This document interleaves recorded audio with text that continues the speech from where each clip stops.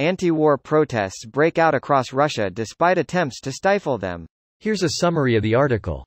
Demonstrations broke out across Russia on Thursday evening as citizens protested President Vladimir Putin's ongoing attack on Ukraine.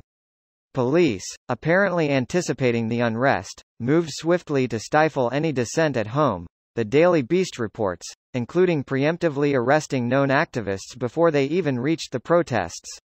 Anti-war protests even stretched to Siberia, where protesters marched on the streets of Novosibirsk. Protesters around the world also united against war in Ukraine, with demonstrations in London, Paris, and Washington, D.C. This post received a score of 120,000, with an upvote ratio of 95%. Here are the top comments in response to this article. Good. Brave people out there. The world supports you. You really can't overemphasize how brave it is to protest, no matter how minor, at all in Russia right now. People doing this are putting themselves in direct, serious danger to do the right thing. I am so proud of those protesting. I am fortunate enough to live in the US, but vast majority of my friends in Moscow are attending local protests. The police in Moscow is absolutely brutal. I've been told that people get dragged out from the crowd, provoked and then immediately taken away and threatened with years in prison for most ridiculous things.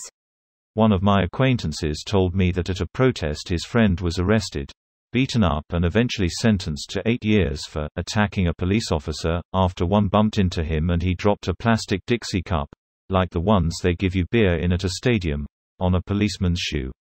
Yep, cops being afraid of plastic cups is a whole meme in Russia by now. They will make up the most ridiculous shit to jail protesters.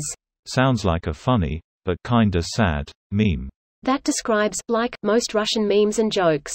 At some point you have to laugh or you'll never stop crying. Thank you to these good Russian people. I know it seems futile, but the whole world is watching and we are with you. These Russians are risking their lives. They're heroes. The best chance we have of ending this madness is from within Russia. Good luck to them. True, it was the people who forced the Soviet fiasco in Afghanistan to end. Or American fiasco in Vietnam. As a veteran of that era, I totally agree it was a cluster FCK. That said, body bags contributed greatly to ending both. That's the tragedy, too many will die on every side. Putin is a vicious animal. Yep, and all for what? In the Cold War at least you could make the excuse that both parties were blinded by ideology, but in this case Putin has no reason to be doing what he's doing. He's a man with 19th century attitudes living in the 21st century. Like Trump's hair, Putin's shirtless photos confirmed mental illness. They've got an opportunity to make history here.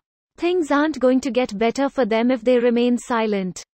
I know it's an unimaginable situation to put yourself and your family in danger by speaking the truth, but the world is watching and listening.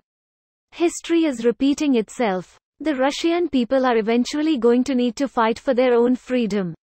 This is a good time to start escalating the effort. As some who immigrated from China, I'd owe them a big favor as well and show the world just what happens when you try to invade a country in the 21st century.